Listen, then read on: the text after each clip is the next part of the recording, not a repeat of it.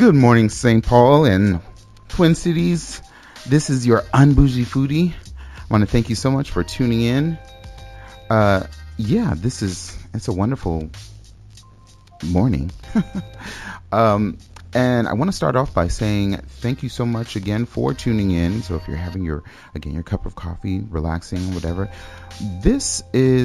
I'm hoping everything is going to work out the way that I want it to, because I have a very special person that I'm going to be interviewing on the line.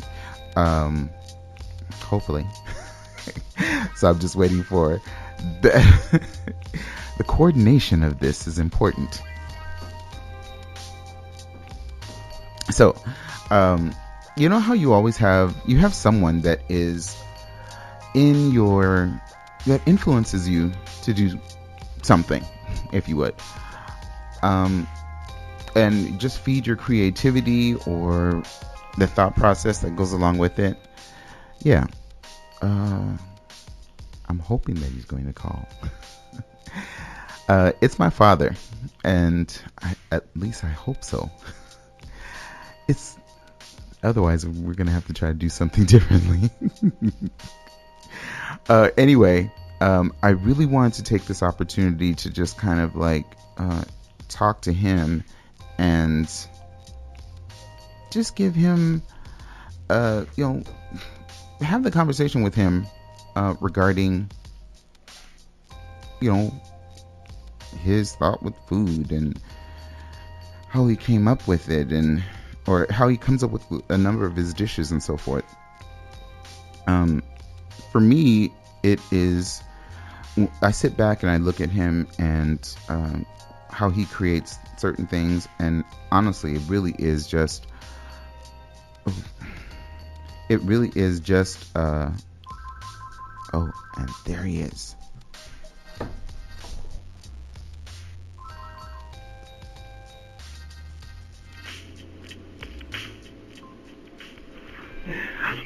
Hi, caller. How are you today? Yeah, we doing? How are you? I'm good. Daddy, thanks so much for calling in. Again, folks, this is my father, Cleveland Wright, calling all the way from Los Angeles. So, I started the show, and I just wanted to give people opportunity to understand that we sit back as your children and everything and watch your creativity. And I just wanted to give you an opportunity to be on the air with me as your son and talk about some of the foods and everything that we know we've been influenced by. So tell us first off, if you would, where did you learn to cook the way that you do, Daddy? Well, I'm a truck driver for a long time, and I'm tired of eating food from a restaurant. So when I get home from the road, I don't want no food prepared from a restaurant, and I want it prepared the way I want it. So I start, going in the kitchen, experimenting with stuff, and that's basically the way it happens. And we see that a lot. I'm just going to say that because, I have a little bit of I didn't throw you under the bus. I just kind of said this is your style of cooking or whatever, is you will go into the refrigerator, the cabinet, and see what do we have, what vegetables don't we have, and then we'll take off to the store. Am I right? Right, and then I can get a store run and get what I think I need. Right, exactly. And I've always wondered, dang, will I ever get to that point? And believe it or not, I know I really haven't cooked for you all like you all have cooked, for us children and everything. But yeah, hopefully that'll happen. So that creativity is kind of rubbing off. So I thank you for that. Well, it's just it's not a fact. It's what it is. That if you eat a certain thing all the time, you get tired of it. Right. But if you want to eat something else, You want to eat something that's healthy for you, you know, Right. that's good for you.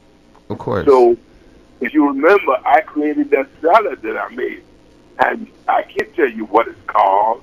I don't have a name for it, but it's something that I created, and everybody liked it, and I liked it, and so that's the main dish now when we get together. So that kind of brings a really good segue into what we need to talk about. We're going to be talking about some of these dishes and salads and sides and so forth that you create.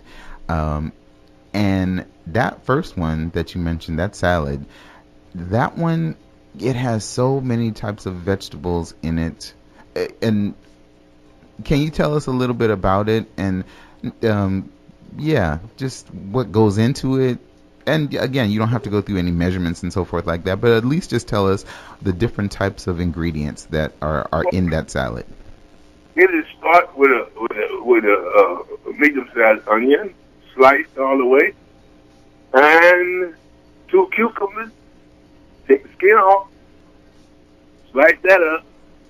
You get 3 medium-sized tomatoes, cut that up, and then you get about 6 or 7 mushrooms, cut that up, and you get 2 jalapeno peppers, split them down the middle, take the seeds out, slice that up, and you get a cup of cilantro, fresh cilantro, throw in it, get 2 medium avocados, cut them up, and then you stir it up. You put a half a teaspoon of salt, a half a teaspoon of pepper, 2 tablespoons of vinegar,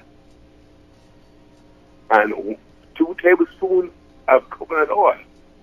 And you stir it up. There it is. Voila. And like you said, there's not a name for it or anything, but I do have to say that, Everybody likes it. Right, everybody likes it. Everybody loves it, as a matter of fact, because I made it years ago when I came to visit. When I went home, they made it, or he made it. I'll say we made it because I have to be in the kitchen because he calls me. Yes, he calls me to be in the kitchen, which I don't mind. I don't mind it. My sisters, on the other hand, they're like, okay, Chopper, go up in the kitchen and work with Daddy, and that's fine. They don't like doing that sometimes. Anyway, we made this salad. And I posted it online, and just people were like, what is in that? Tell us what the ingredients are. And I'm like, I wasn't really paying attention. This was like, I think a couple of years ago that you made this. And I wasn't all writing down ingredients and everything. Because I'm sorry, when you're in the kitchen with my father, you don't write down ingredients. I mean, you don't write down any type of notes or anything. You either have to pay attention and either remember it or... yeah, maybe he'll tell you like he's telling us kind of now. Or not. Okay, I know we talked a little bit, we were preparing for the show. And I was asking my father, what are some of his favorite dishes to make for the family? And one of the things which my sisters, I'm telling you, other relatives, when they find out that he's about to make this, they go kind of crazy. They'll be like, oh, save me a plate. I'm coming right now and everything. Daddy, the pork loin? Yes. Yeah. So Yes. Tell us a little bit about the pork loin and your process of doing a pork loin. And first off, I got to ask you, is there a particular size of a pork loin that you get? Not really. Not really. It all depends on how many people is coming by, All right. How big, first off, I will thaw it out real good, and I will go to the store and get me some cilantro, some garlic, bell pepper, and onions, and I will put it in the blender with a little bit of vinegar, and I would blend it down to nothing, and I would put it in a. They got that injection thing that you used to do turkeys with. Right. I would put it in there, and I would inject the the roast all over. And then I would wrap it up, and I would stick it in the oven at 350 for 2 hours. And then I would take the wrapper off and put it in there for 30 minutes. And then take it out, and voila. And he's not. He makes it seem so simple because of the steps and everything. There is a process to it and whatnot, but Well, go ahead. the process is like cooking is like it's a passion. You have to stick your finger on something and taste it, and it don't taste good. You have to put something else in it. You know? Oh, that's the way I cook.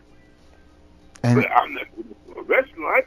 I'm cooking for my family, so I know what my family likes. So that's what I do. exactly. You know, it's interesting. Not interesting, but has everybody in, you know, relatives, aunts, uncles, or whatever, have they all been interested in cooking? Because I know, yes, you and Aunt Louise, like my aunt at one point had a restaurant in Los Angeles. I would say a popular one. It was, and it just, I mean, I would go by there years ago, many years ago, and the food was just like my father's. I mean, I know they grew up in the same household and everything, but would you say that your cooking styles, Daddy, are similar or what? Yeah, it's similar. It's similar. It changes a little bit. Mine changes a little bit when I start going on the road and coming home. And while driving on the road, I would think of different things, how it would taste, because I would go for hours not eating. And when I do stop somewhere to eat, the food would be so nasty, you know. When I get home, I want to create something that I thought up, you know. Right. So that's what happened. So when Aunt Louise had her restaurant, there were pretty much, they were just staples. And if you could talk a little bit about staples that Belizeans actually, that they have. And I mentioned it on the show before numerous times, but like oxtail and stew beans and rice. What other things? I mean, those are just ones that just really pop in my head at first.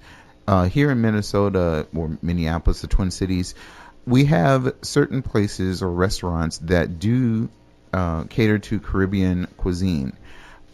There are just certain things that I guess I've tasted from them, but what other things, you know, do you feel that like were at the restaurant that would be of interest, or that you know that it was something that we cooked at home, or that you cooked at home? I should say. Well, I make good potato salad. Yes, because I'm just gonna say the potato salad. I love you, Twin Cities. I really do.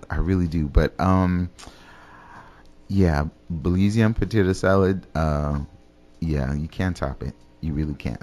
So And now that I don't eat. I have to eat healthy, so I don't put the chicken in the pot and do stewed chicken no more like everybody do. right. You know, I get a chicken leg and thigh, and I take the skin off of it. You know, I put garlic sauce, pepper on it, and a little paprika, and I wrap it in aluminum foil, airtight, and I stick it in the oven for 45 minutes. I open it up and I put it back for 10 minutes, and I'm good to go. I don't eat the fat, and all that meat done ran off.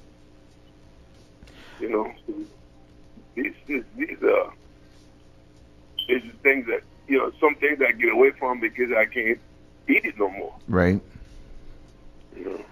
You know, There was a point where you all were telling us that, if we the children, or we eat the way Belizeans do whatever, people wouldn't be overweight. I mean, there. I shouldn't say it like that you all said it so directly, because there was also when you had a meal or when you had, dinner, supper, whatever, that you went out and did things. You had, went out and worked or walked down, the road or whatever to do something. So it wasn't just, oh, we're gonna have a meal and just sit down or whatever. Um, I know you're saying that you're eating healthier, specifically with the chicken, but is there anything else that you're doing differently? Because sometimes not all Belizean foods is as healthy. And you said that yourself, but Well, it's not only Belizeans. I mean, people no, all over the of world, course, of course, like American people. that's Okay, true. because what happened is, first of all, they don't have no elevator, so they got to go somewhere. They run up the steps, Yep. and if they got to go to work. They go to work walking or on a bicycle, and if they got everywhere else go home for lunch. They don't have lunch at the job. They go home. Right. You ain't have but 1 hour to go home, get your lunch, get back to the job. So, So I mean, but see, and that's the reason why I mentioned that, not in kind of to be funny or anything, but I'm just saying that when you all told us that, I'll just say when I heard it, I'm not gonna put the blame on anybody or anything. I didn't just take that as like, yeah, I'm just gonna eat Belizean food all the time and I'll be okay or whatever. No, I realize that and I think everyone realizes that there has to be some type of activity that you are doing, movement, exercise that you have to, because yeah, you could eat Belizean food, you could eat any food. I mean, not just Belizean food. I'm just using that as an example because this it's my culture. But you could eat any food. It's knowing in moderation, and then realizing that you have to do some type of movement, some type of exercise, to stay in shape or to be more healthy. Am I right? Well, yes, but the religion exercise is a way of life. No, right. Most all the little foreign countries, Jamaica, or everywhere, exercise, being physically fit is a way of life. It's not something that you do in your pastime. It's something that you do every day Of course. from your community. It's something you do every day. It's not something you do at 5 o'clock in the evening or 2 o'clock in the morning or whatever. It's something it's something that's everyday thing. Understood. So the food is different because if you will eat and that's what happens. If you will eat the way the Asian people eat, the foreign people eat, in America you will get fat because you soon burn it off. Because of doing other activities and whatnot. You don't burn it off. So right. You will get fat. I don't mean heavy, I mean fat.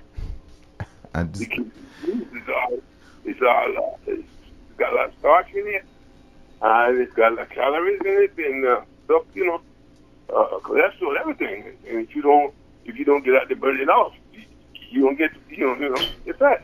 Now, question though, with all that you just mentioned, there are still ways to have your own cultured food without having all of the extra. I mean, that would add on to the any extra fat or cholesterol or calories. Let's put it that way. Am I right with that as well?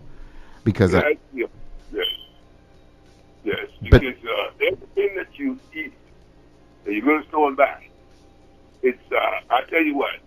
If you go to the store right now and you just got it on the shelf and you buy a bottle of coconut oil, okay, take it home with you, and then go to the store next door, get a whole coconut, take the shell off of it, put it in the blender, blend it, squeeze the milk out of it, put it in the pot, and cook it till the oil comes top of it, and put it alongside the one that you buy in the store.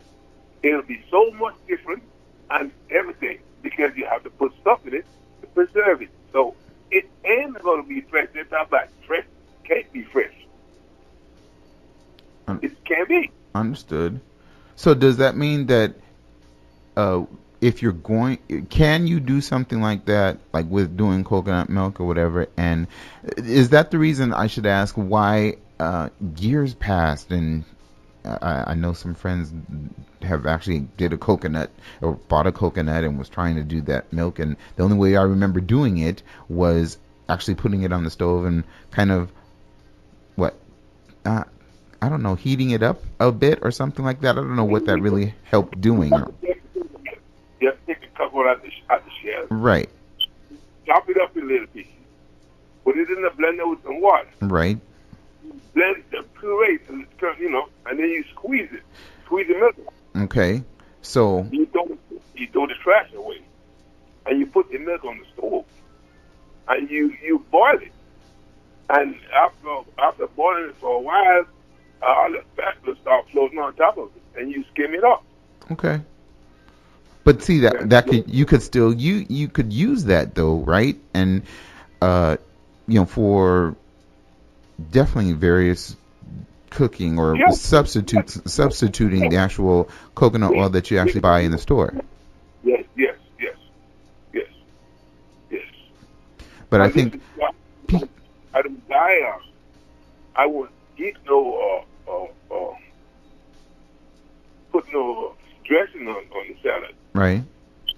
Because then it defeats the purpose. You put dressing on it because the dressing got calories in it and got different sugars and whatever. So if you want to eat healthy, you have to stay away from something. Now, don't get me wrong. I'm not saying that the rest of the stuff is not good. But for somebody that's trying to eat to the point to where you can eat a whole lot, because a lot of people are big eaters, and don't hurt yourself by eating the wrong thing.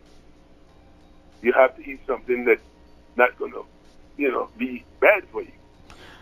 So let's get back to the potato salad. I'm not going to keep you long because, we talked about that. The potato salad is really, unless you work in the restaurant, you're doing a restaurant, potato salad is done mostly the way people like it. Me, I like it in a way that I would take a pound of potatoes in the skin most of the time and put it in the pot and boil it. Boil it with 3 eggs. Eggs, in the shell. Take them out, dice it up, slice the egg up, put it in a bowl. I get a cup of peas and carrots. You can buy it at the store. Peas and carrots again. Throw that in there, and then little black pepper, little salt, and you get some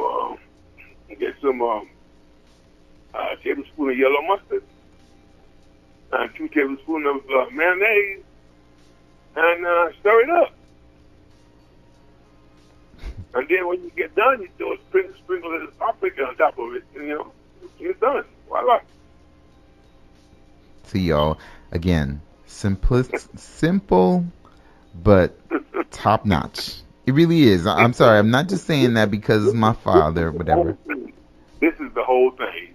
That's the way people do. Because I remember somebody to put everything that they use out there, put it out there. And if they don't show you what moderation to put in what you're going to cook, you will never get it right. True. You have to know what moderation to put of everything. And you can't put the same season on everything you cook because it don't work. Some seasons work good for some stuff. So, like if you're gonna cook a piece of pork, if you don't put garlic on it, to me, it don't come out right. Right.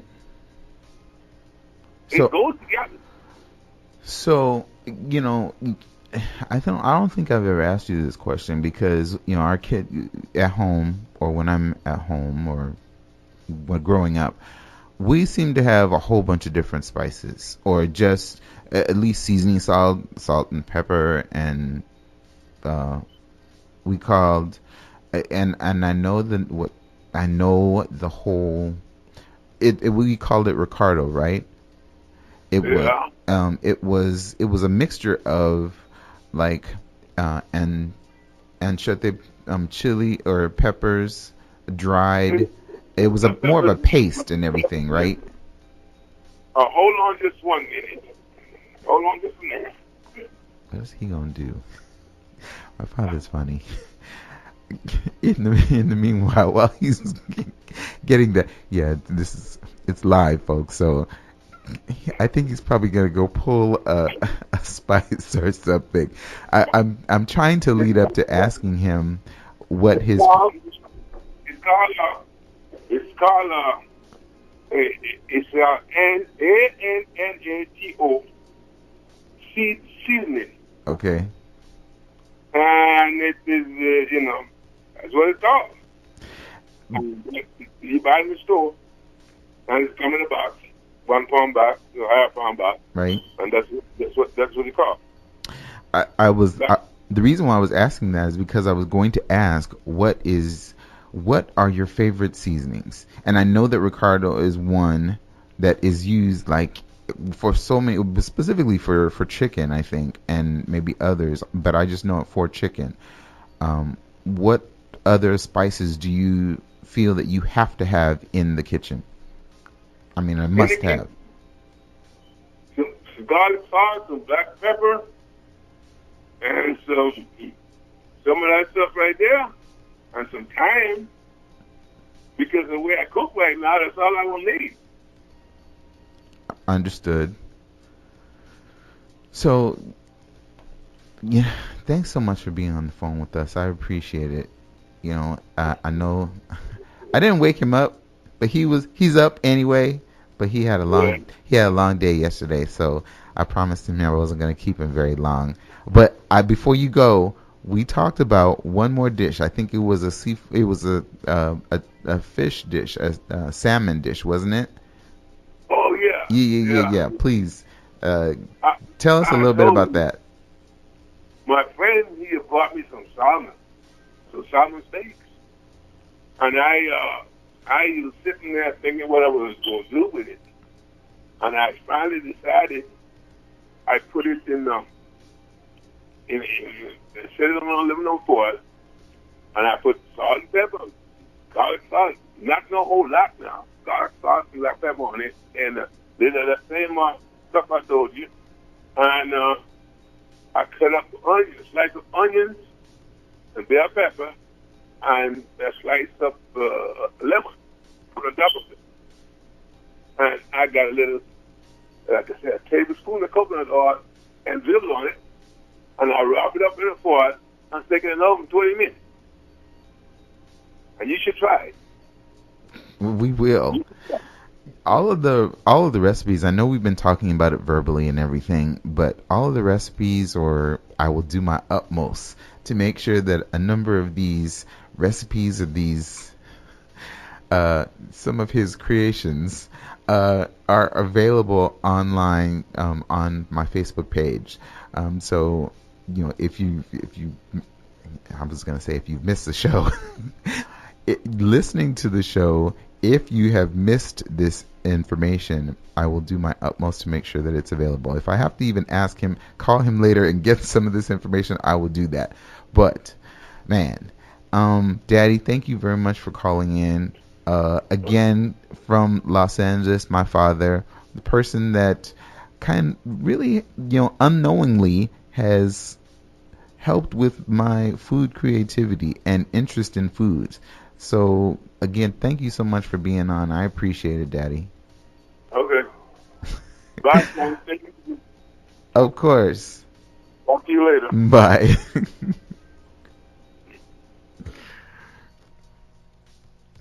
That was my father, folks.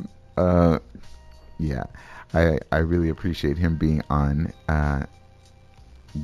Yeah, talking about food. He and I could really talk about food more than usual. I said I promised him I was going to keep him on, very long, because we could have went on for about another half an hour, but I have other topics that I want to talk about. Yeah, but he was tired anyway. But yeah, thank you again, Daddy. I really appreciate that. So, Los Angeles, you can make things happen. Just gotta reach out to people and tell them, hey, I'd like you to be on the show. I know you're over in Los Angeles, but call me at this time. So I'm glad that that happened. I'm glad that that worked out. But we have to do that a little bit more. I don't know. Maybe I might have to call my aunt and let her tell about some different when she had the restaurant. And the restaurant, by the way, was Caribbean Sea. So yeah, shout out to all my family in Los Angeles. Thank you so much for tuning in. I know that you all are tuning in. My father probably said, I'm gonna be on radio with my son, and that's fine.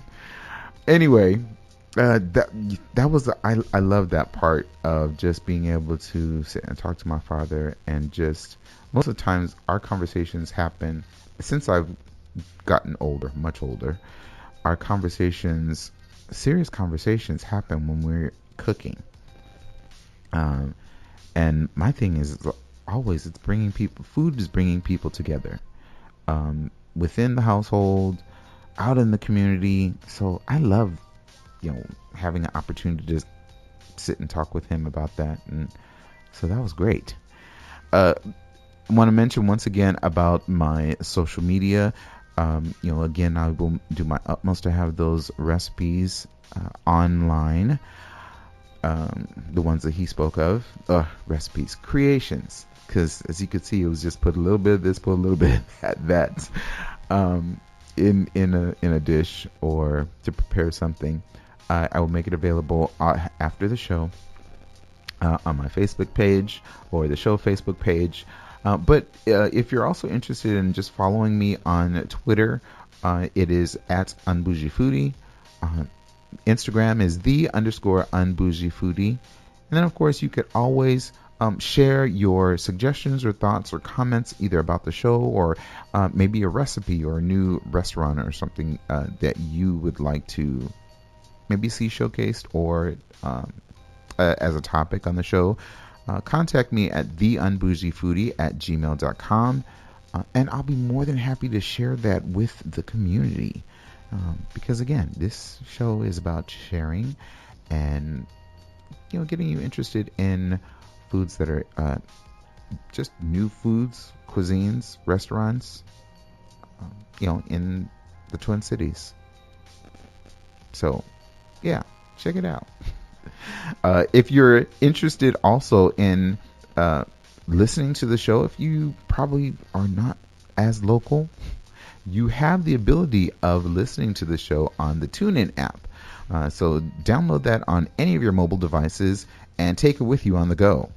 So again, that's the TuneIn app, TUNEIN app, and it's free. You could stream any of your shows live, specifically the Un-Bougie Foodie, and get caught up. Always stay caught up. Yeah, I'm a little geeked right now because that's the first time that I've had my father on the air. We talked about that maybe about a few months ago, and I wasn't sure if he was serious or not. But then, I don't know, we had a recent conversation and I felt that I really want to have him on the air or just talk about stuff like how he cooks, how he comes up with these ideas and so forth. So I felt that was right now is an important time. So thank you. Let me bring you up to date to a few either openings or just places that if you're probably interested in finding out. Okay, so if you remember many months ago, okay, let's see, July, okay, okay, so many months ago, strip club closed, and the chef that was there, J.D. Fransky, longtime chef, owner, they closed their restaurant and it was like, oh dang, And then those of us that didn't get a chance to really experience, the wonderfulness that I understand that was strip club, heartbroken. But he's opened another one, and it's been open for a while, maybe about 10 days now. So September 20th, I believe, is when this article mentions there is it's a French restaurant, and it is referred to as the Bar Brigade. Bar Brigade is located at 470 Cleveland Avenue South, and that's in St. Paul. Very approachable. When you hear the word French, do you feel that you are like you have to know specifically a type of French dish that you want, and it keeps you away from it? Well, yeah, you don't have to worry about that in this instance, because they're describing it as a place that's very approachable. So to me, that means a person that really doesn't know anything or knows very little about French cuisine, but really would like to enjoy a really great experience of food and a different culture, can go to this restaurant and enjoy themselves and find something amazing on the menu. If you could certainly go to their website as well, which is barbrigade.com. That will, definitely show you some, items that are on the menu. I'm trying to do that right now. Oh wow, it's not getting there.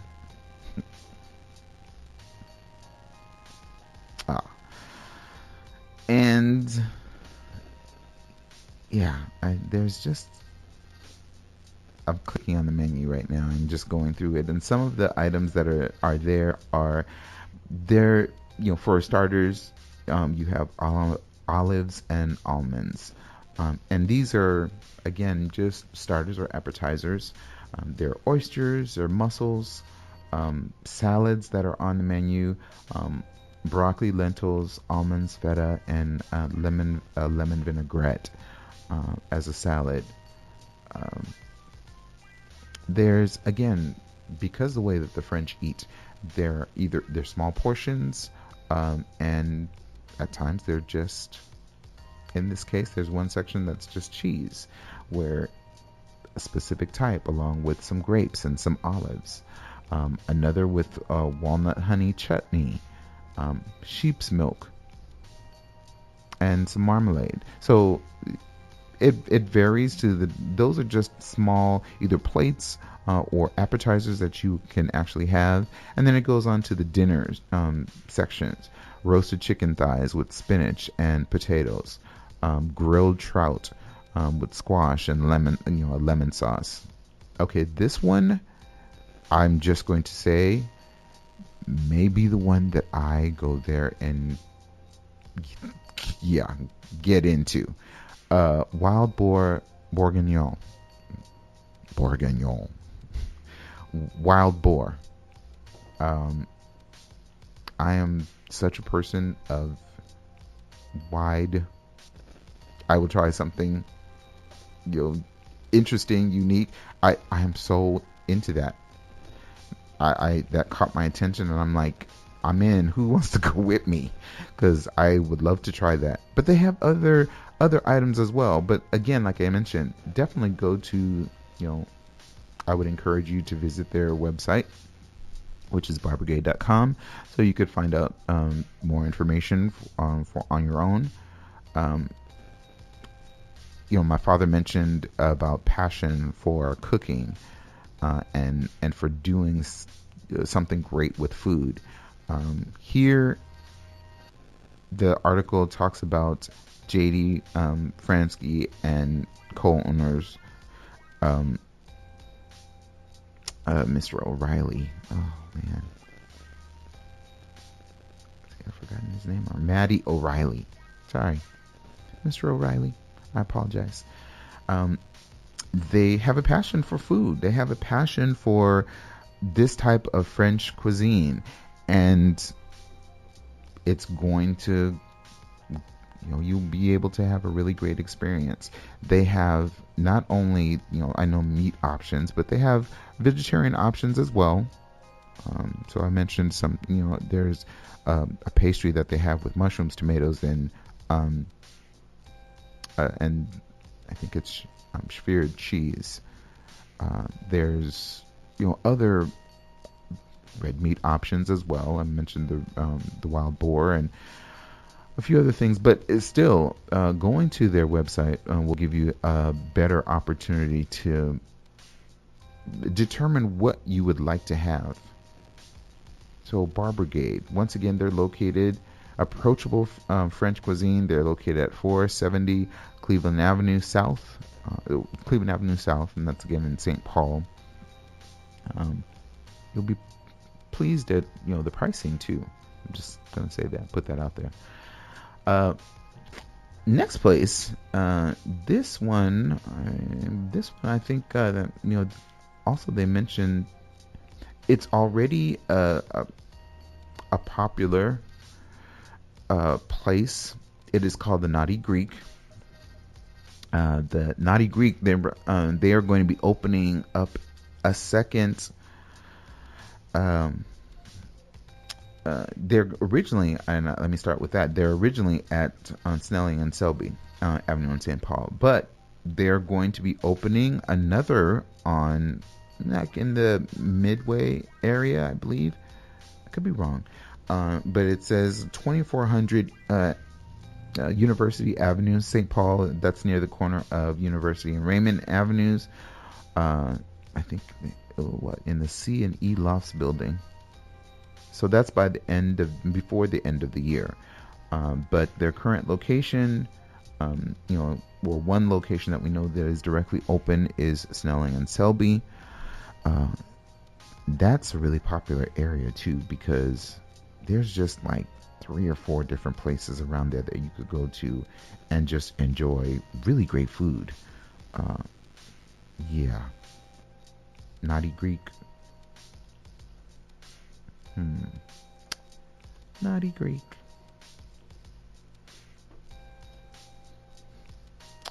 Interesting. Oh, I'm sorry. So, the Naughty Greek, their website, to find out more information, go to thenaughtygreek.com. You can find out more about their menus. This was one that I had talked about months ago. The different types of small plates that they had available. I love having, and I apologize if I'm not pronouncing it correctly, but tzatziki, and it's strained Greek yogurt, garlic, cucumbers, and then it's really just put over any type of meat or vegetable plate.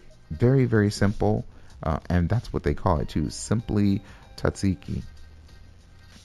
It's some great stuff. I think you can make it at home too. Oh, your own version. I'm just saying, your own version.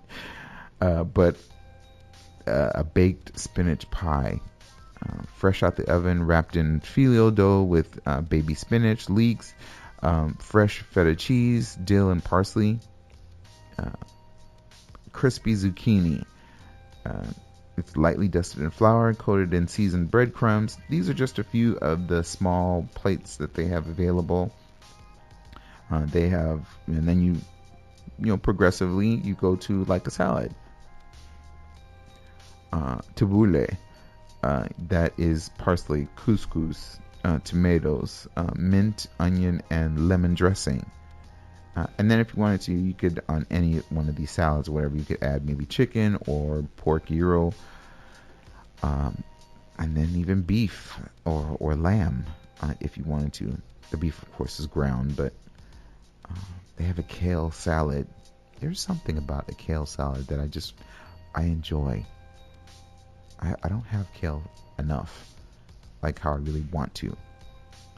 But this one, it's chopped kale, romaine and romaine with scallions, tomatoes, and carrots, feta Greek cheese, and a red wine vinaigrette dressing. And that's their kale salad. Again, they have other items, meats and so forth, pork, chicken, beef, etc. And then other plates as well that are a little bit larger. There's one they have on there that's called the Wicked Meat Platter. This is lamb chops, pork gyro, chicken and beef. I believe that's souvlaki, or it could be a beef or lamb kebab. The Wicked Meat Platter. And that's served with fries, maybe a pita, onions, tomatoes, and tzatziki sauce. Or I don't want to say sauce, dressing is probably better to say. So again, check out their menu, The Naughty Greek. They're going to be opening another location on University, 2400 University in St. Paul. That's going to be on like University and Raymond, if I the information. So there you have it for those. One more additional item I want to mention. I was looking at a recipe, or someone showed me a recipe that I thought was quite interesting. So moving on from restaurants that are opening, but a recipe that I want to share that I thought was simple, it was easy, and it's broiled fish. And depending upon what type of fish that you enjoy, you really can, make it something very tasty. The ones that they are using as an example are either grouper, snapper, halibut, or one of those types. And then, the ingredients that are with it: butter, lemon, some mayonnaise, hot sauce, some Parmesan cheese, and then salt and pepper. And if you recall, that same type of, I think, process that my father was talking about, they were saying that in this recipe, you would line a baking sheet with foil and oil, and then spray the foil with maybe some nonstick spray, seasoning the fish lightly with maybe salt and pepper, and then squeezing lime juice, maybe a half of a lime, over the fish fillets themselves. And then use a bit of butter, room temperature, and you're going to actually place that in the oven. But before you do that, there's the mixture of, there was the mayonnaise and cheese and so forth that is actually being used. So you're actually going to mix 3 tablespoons of mayonnaise and a half a cup of finely grated Romano or Parmesan cheese. If you want a little bit of spice, you could certainly add a dash of hot sauce, like sriracha or maybe Frank's in there to kind of like spice it up a little bit.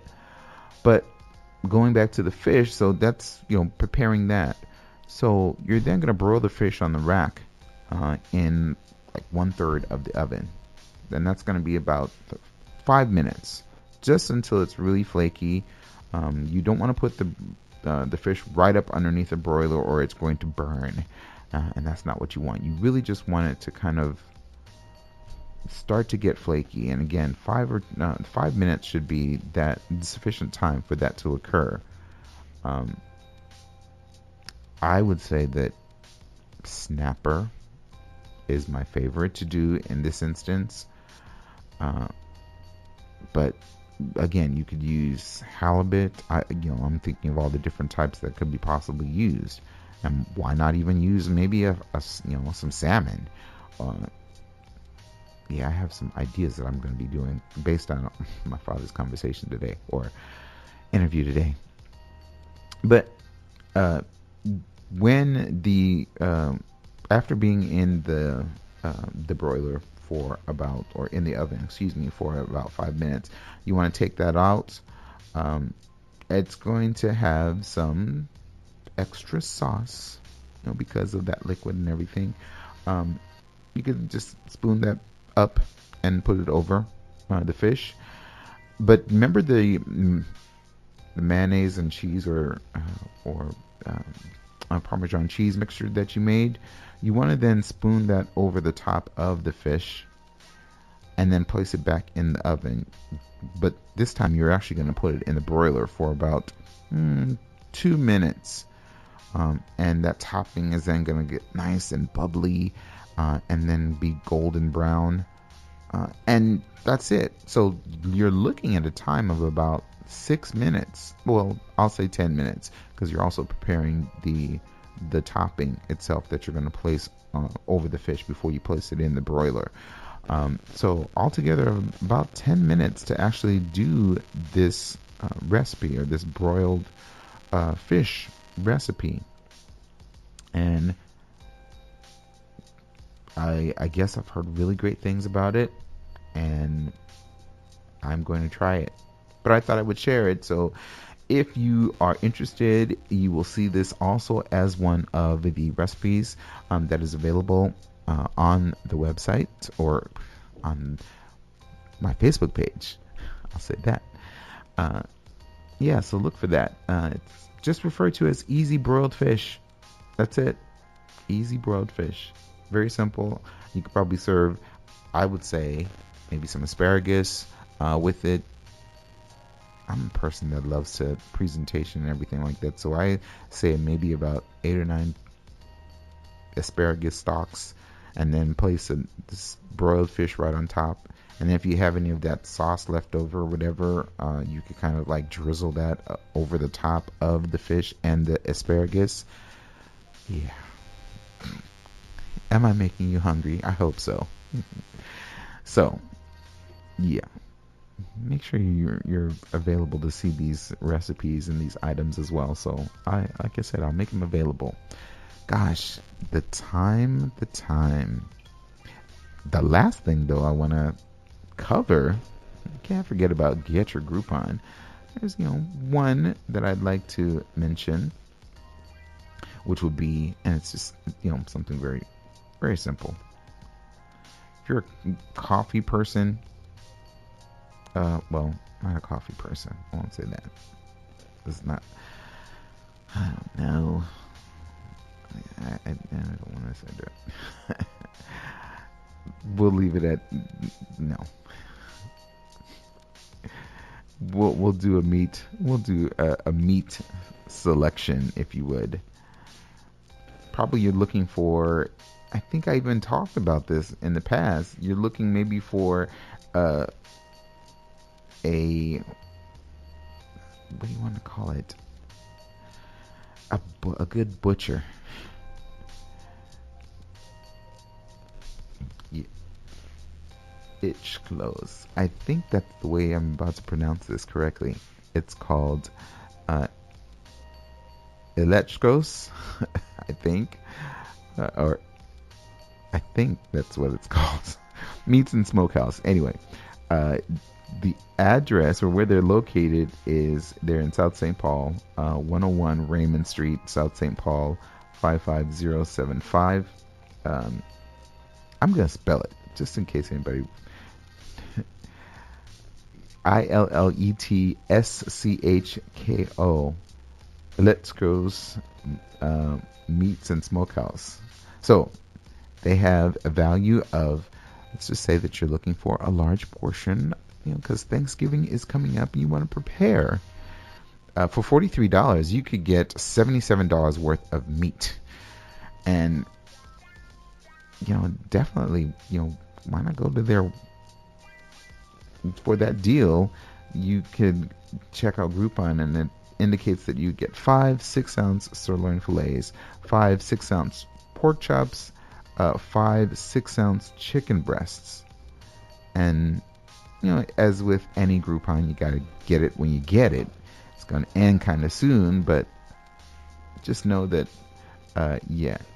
you can certainly find that and get a great value. And they do, it's a full butchering or meat service that is available. Number of specialty sausages and smoked goods. So you can visit their website or if you'd like to learn more, you could certainly visit their website at, I'm going to spell it, Illetschkos.com or Illetschkos.com, ILLETSCHKOS.com. Again, Meats and Smokehouse. They are in St. Paul and are also in Woodbury as well as West St. Paul. They're all over. There are a number. They cover and they serve a number of different communities. So South St. Paul, Invergrove Heights, West St. Paul, Woodbury, etc. So just know that they're available, and you can get a really great deal for $43. So that is your Groupon. Oh my goodness. So we are coming to the top of the hour. Thank you all so much for tuning in. Once again, I want to thank my father for allowing me the opportunity to interview him and just talk about how he comes up with some of his creative dishes and some of the dishes that he has created, sharing the ingredients and how he puts them together. Yeah, thanks, Daddy. I appreciate it. Cleveland Wright from Los Angeles. So all of you that know him, yes, he's known now here in Minnesota. As I end the show, in every instance, I want to thank you for tuning in. But also, as always, I want to remind you never to let anyone tell you what type of foodie to be, because really, it is all about the food. Until next time, folks, thank you.